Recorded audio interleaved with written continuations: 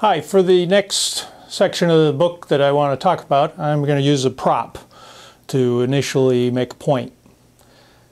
This is a simple camera tripod. It's used for stabilizing a camera and hopefully providing better photographic results by providing a stable platform.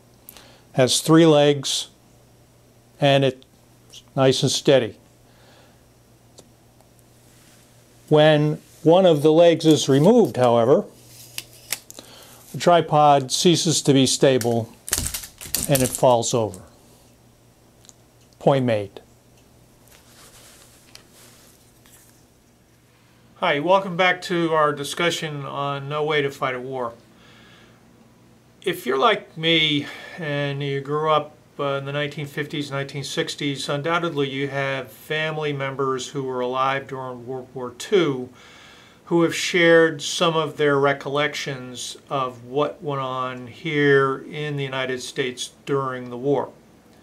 I know while I was growing up, I was always fascinated by the stories that not only my mother told about while she was in high school during the war, and my grandparents talking about what they did as maybe a war warden, or air raid warden or something like that. And my uncles who might be younger or the ones that were just of draft age during the war. Always fascinated by those stories. And it wasn't until I started preparing to write this book and to teach the course at East Carolina University that I came across an author that I'd heard about before but hadn't done any reading. And I discovered some things about these war stories from my relatives that helped explain a lot of things to me.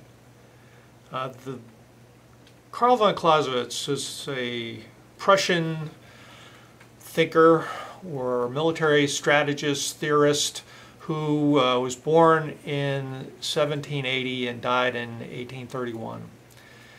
For most of his adult life, he was in the Prussian army, rose to the rank of Major General, I believe, and he spent roughly half of his adult life writing a masterwork entitled Vom Krieg, or On War. It's multiple volumes, and it goes into the minute details of war, which in Europe at the time of Clausewitz, Napoleonic era, was a pretty important topic. But any student of history realizes that history has been shaped by war.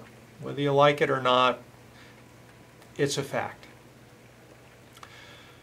Clausewitz began around 1816 writing his book and was still working on it in 1831 when he was called away with a unit from the Prussian army to move to Poland to try and stop cholera epidemic. It was the first time cholera had spread into Europe and was causing a widespread panic. And they thought that the Prussian army, with its leadership under Clausewitz's leadership, could stop, arrest the advance of cholera. Well, I'm not sure exactly how successful he was. I think they still had an epidemic, and they didn't know a lot of things that we know today about communicable diseases and cholera in general. But unfortunately, Clausewitz contracted cholera and died before he was able to complete the work. Nevertheless, there's a lot of significance in it, and one in particular appealed to me because it explained the fact that the people, the citizens of the country at war, are an integral part of the war effort, are an important part of success or failure as to whether or not you win in war. Anyway, I'm going to show you a graph that relates to the collapsing tripod at the beginning and wrap up and explain the significance of Clausewitz in my book. And in the study of war as it applies to the United States today. Here's a picture depicting my interpretation of Clausewitz and his Trinity theory of war that helped explain a lot of things to me. I've presented a three-legged stool in place of a tripod, but the results are the same. If a single leg from a three-legged stool is pulled out, then the stool falls over.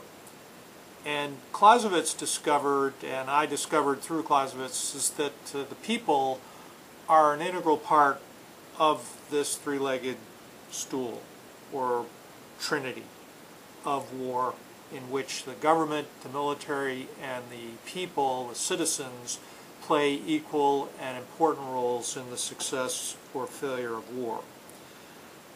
I think the biggest lesson for us to take right now is that this sort of involvement of the American people has been lacking since the end of World War II.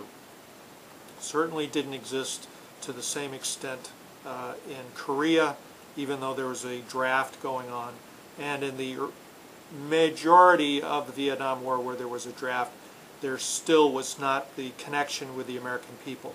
Certainly with the all-volunteer force in Iraq and Afghanistan, this has been lacking, and it in part points to how and why we failed in our efforts in Korea, Vietnam, Iraq, and Afghanistan.